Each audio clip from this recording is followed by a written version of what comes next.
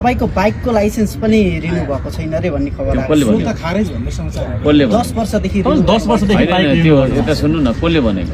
समाचारहरु छपछप त्यो आइरहेको छ। समाचार हुने मान्छेले नि रिन्यू गरिदियोस् न त। नचाहिने कुराहरू गरेर हिँड्छ जहिले।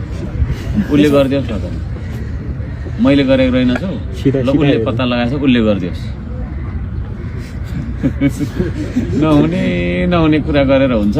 त्यसो भए यो गलत हो। गलत कुराहरू गरेर खाली अफवाह कसरी आयो त फैलायो। कुरो नि हँ?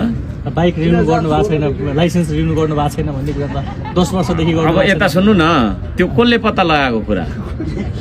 त्यो मान्छे आओस् न त यहाँ कुरा गर्न। तपाईको उसले लाइसेन्स गरोस्, रिन्यू छ। नचाहिने कुरा, रिन्यू छ। नचाहिने कुरा गरेर हुन्छ? नहुने अनि तपाईको बाइक त्यो नहुने, सुन्नु न, Just त्यो license रिन्यू छ कि? नहुने कुराहरू गर्नु हुँदैन क्या। त्यो कसले चाहिँ तपाईँको पत्ता लगाएको छ, उसले रिन्यू गरिदियोस् ल। नचाहिने के अरे, लाइसेन्स कस्तो रिन्यू छ कि खान्छ, छैन त्यो भन्नु न। कस्तो खान्छ, कस्तो तपाईँको दिशा गर्छ भनेर भोलि फेरि त्यो पनि समाचार आउला है साथीहरू। लाइसेन्स रिन्यू छ कि त्यो किन छैन? छैन? छ। राम्रो हो। है